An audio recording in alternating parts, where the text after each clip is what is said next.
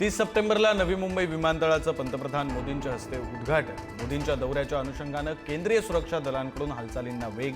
नोव्हेंबरपासून प्रत्यक्षात विमानतळ सुरू होण्याची शक्यता. आदित्य ठाकरेंच्या वरळी मतदारसंघात भाजपचा विजयी संकल्प मेळावा. मेळाव्यातून भाजप मुंबई महापालिकेचं रणशिंग फुंकणार. मुख्यमंत्री फडणवीसांच्या उपस्थितीत पार पडणार मेळावा.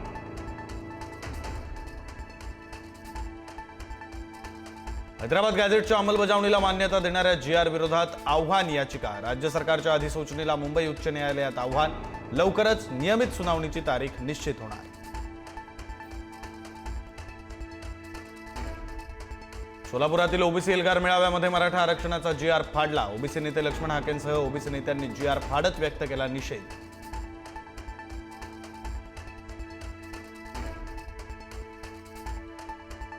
बंजारा आम्ही एक आहोत. बंजारा मोर्चामध्ये आमदार धनंजय मुंडे यांचं वक्तव्य, तर मुंडेंच्या वक्तव्याला बंजारा समाज बांधवांचा विरोध.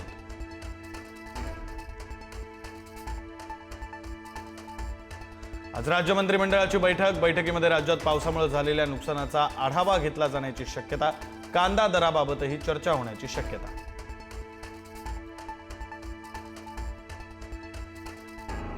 कांद्याच्या दराबाबत आज महत्त्वाची बैठक. पणन मंत्री जयकुमार रावल यांच्या उपस्थितीत बैठक. कृषी क्षेत्रातील अभ्यासक बैठकीला लावणार उपस्थिती.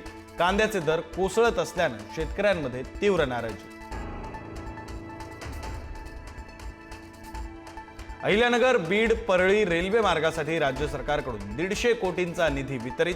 उद्या मराठवाडा मुक्तीसंग्राम दिनी अजित पवारांच्या हस्ते होणार रेल्वेचा शुभारंभ. वनताराकडून कायद्याचं काटेकोर पालन होतंय. प्रतिमा मलिन करू नका. SITच्या अहवालानंतर सुप्रीम कोर्टानं वनतारावरचे आरोप फेटाळले. वक्फ सुधारणा कायद्यातील काही तरतुदींना स्थगिती. सुप्रीम कोर्टाचा महत्त्वाचा निर्णय. वक्फ नियुक्तीसाठी 5 वर्ष मुस्लिम असण्याच्या अटीवर बंदी.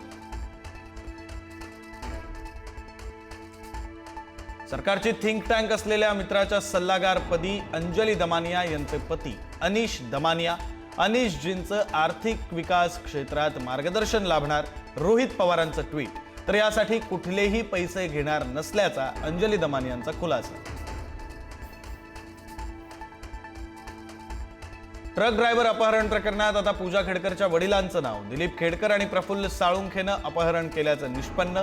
तर कारवाईसाठी आलेल्या पोलिसाच्या अंगावर पूजा खेडकरच्या आईनं सोडलं कुत्र. मनोरमा खेडकरांवर गुन्हा दाखल. मुंबईच्या अटल सेतूवर भीषण अपघात. ट्रेलर अचानक थांबल्यानं पाठीमागून कार धडकली. कारमधील युवकाचा जागीच मृत्यू.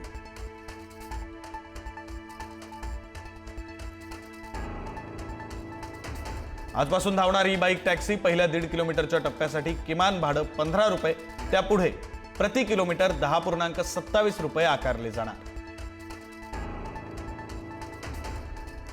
एल्फिन्स्टन पुलाचा रेल्वे रुळांवरून जाणारा भाग हटवण्यासाठी मेगा ब्लॉक घेण्यात येणार. मध्य रेल्वे आणि पश्चिम रेल्वे मार्गावर 3 ते 4 मेगा ब्लॉक घ्यावे लागणार. रेल्वे प्रशासनाचं नियोजन सुरू.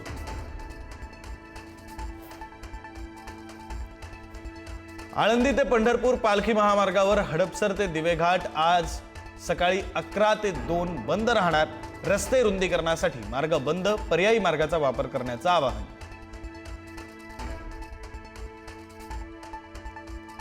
राज्यामध्ये पावसाचा जोर कमी होणार. पुढील 2 ते 3 दिवसात पावसाचा जोर ओसरणार.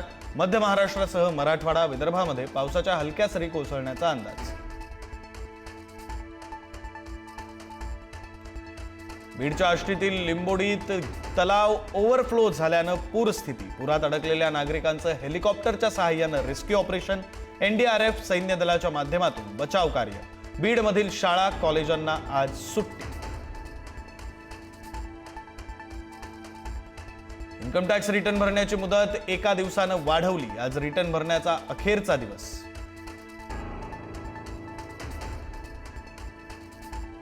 आशिया कपमध्ये पूर्ण टुर्नामेंटमध्ये टीम इंडिया पाकिस्तानी क्रिकेटर्सशी हँडशेक करणार नाही. विजयी झाल्यास ACC आणि PCBचे अध्यक्ष नक्वी यांच्याकडून ट्रॉफीही स्वीकारणार नसल्याची माहिती.